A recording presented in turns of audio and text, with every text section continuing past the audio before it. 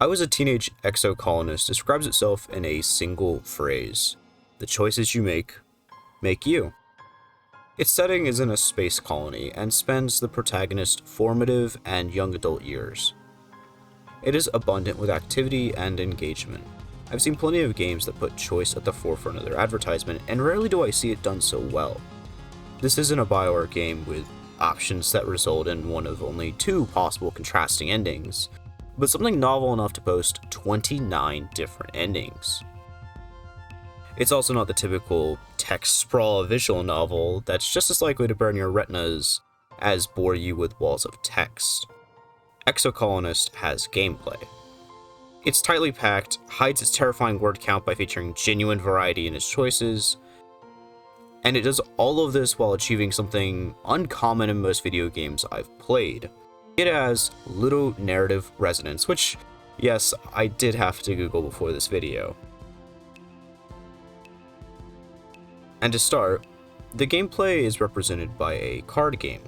It's a simple and intuitive system that's functional and accessible. It has some challenge and engagement, but it's not on display for its intricacy or depth. To explain, the card game is a numbers game. The goal is to place a limited number of cards and match or exceed a given number, similar to a DC or difficulty check in other games. The depth present here is in the card interactions and the few board game mechanics. The cards have several defining features. They can have a unique effect, such as +3 to adjacent cards. The cards have a designated color, and adjacent colors give a matching bonus to the total. And of course, cards have a number associated with them that's added to the total. The board comes in two types, standard and challenge. Standard is a single row with one board and only one hand pulled from the player's deck, while challenge features several rounds of different boards and multiple hands. The board can also make specific card slots have effects that alter the card placed atop it. There's also a tiny bonus for matching the total exactly or exceeding it by a significant amount. There's some depth here and there, but nothing crazy. Furthermore, the player can participate in several subsystems of gameplay. One of the most interesting is the ability to explore the wilderness surrounding the colony. Gathering, combat via cards, and random events are all present while juggling stress. Gathering can be used to build structures, resolve events, act as gifts for your peers, or as items and equipment to enhance the card game. Stress is a mechanic that requires resting via one of several options available.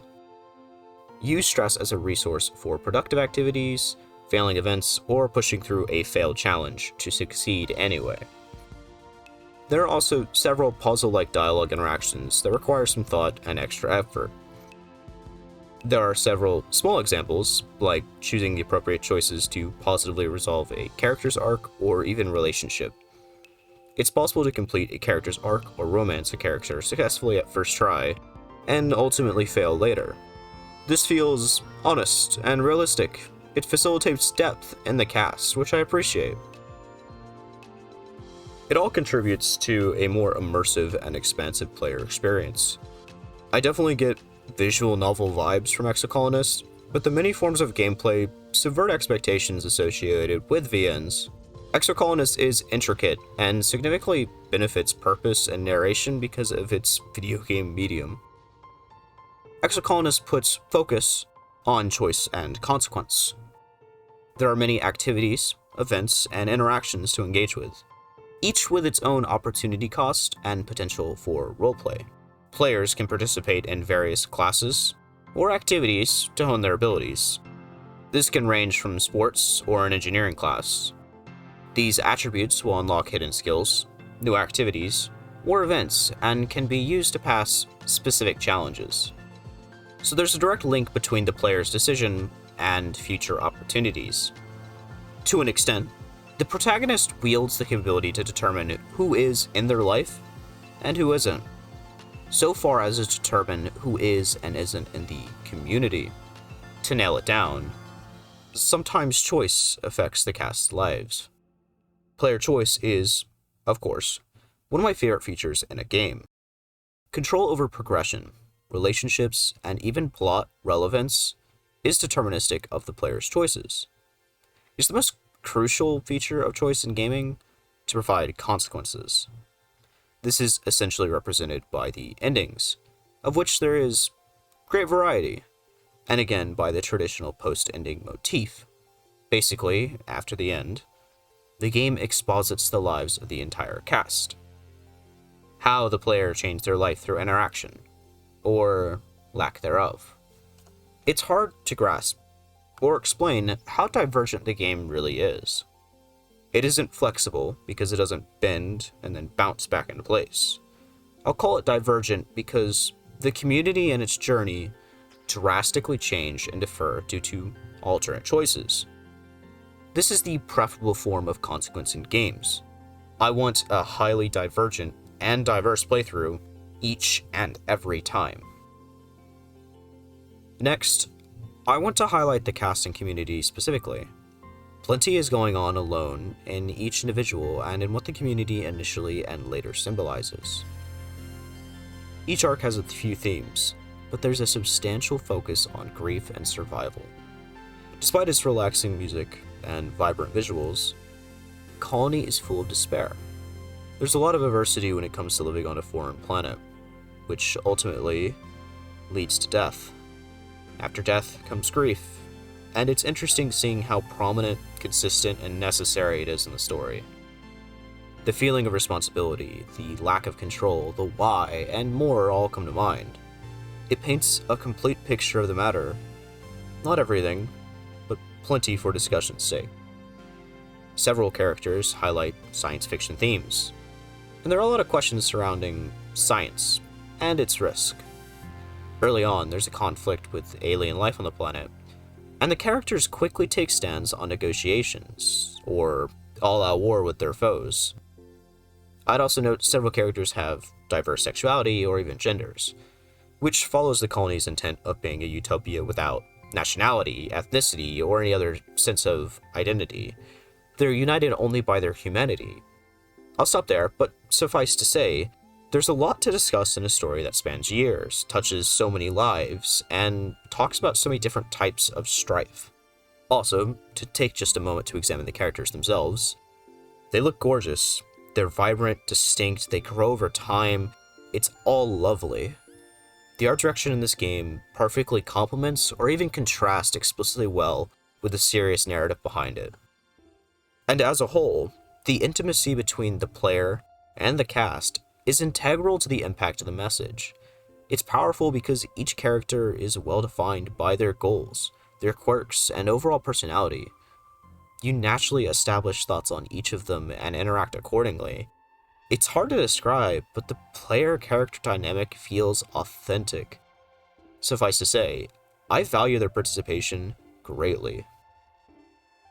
Finally, the feat of Exocolonist is not in its writing, gameplay, or visuals. Instead, the sum of it achieves Ludo Narrative Resonance, a vocabulary word all gaming essayists should familiarize themselves with. Truth be told, I knew about Ludo Narrative Dissonance. But Resonance? I had to Google that up to solve my tip-of-the-tongue syndrome. I had the concept on hand, but couldn't find the words. Essentially, Ludo Narrative Resonance is the idea that gameplay and writing work hand in hand. Cohesion between the two elements allows the gaming medium to stand out and be unique, to tell a story with audience interaction, and stimuli that works in tangent with the interaction system is a feat Exocolonist encompasses. Now I can address how resonance is achieved with the definition and explanation behind us. Note the gameplay complementing the narrative theme of life and the nature of it, specifically how experiences define us and may enable persons to overcome challenges. The gameplay, the abstraction of conflict, is in the shape of a card game. Card games are traditionally represented by the cards, the player's hand, deck, and a playing field. All of these are present. However, the context of the cards is concurrent with the player's experiences. Notable events, skill goals, relationship goals, and more can provide the player with cards representative of memories or of such checkpoints. Therefore, it's apparent that there's a clear connection between gameplay and the narrative themes. The summation of the player and their journey is directly connected to their capability in gameplay and in the narrative. Power is reflected by the strength of your cards and yourself. In the context of nature versus nurture, and taking the side of nurture, I can surmise that the character of the protagonist and their capabilities are derivative of their environment, specifically their perception and interaction with that context. It puts choice and agency at the forefront of gameplay thematically. An example would be overcoming a significantly strong enemy, gifting the player with a potent card and memory. That memory and card actively strengthen the player and permit their future success to depend on their past. When facing danger, when burdened by doubt, the memory of victory in the face of impossible odds drives our hero forward. Another example was when I forgot the memories of a dear friend who had passed away. It's sad, but a realistic approach to trauma. I needed more concurrent and potent cards to get stronger, while the memories of that friend and the grief surrounding them demanded repression for survival's sake. It's a reality that trauma victims suppress and avoid painful stimuli or memories to survive. More specifically, the two leading solutions to trauma I've seen have been therapy, providing a solution for processing trauma, and avoidance, refusing to process or even acknowledge the trauma. It's a real example, one I find incredibly relatable. I can't live my life if I'm stuck in the past. I can sort my thoughts or avoid them. I have to move on and live my life. To prepare for future challenges and strengthen my deck, the core concepts of my Mountain Palace, I have to hold to the most robust and pertinent memories. Forgetting that friend is painful in reflection, but necessary. It's stellar storytelling through resonance, and one of the appeals of Exocolonist that caught me the most off guard. It deserves praise and emulation in indie and prodigious game dev scenes.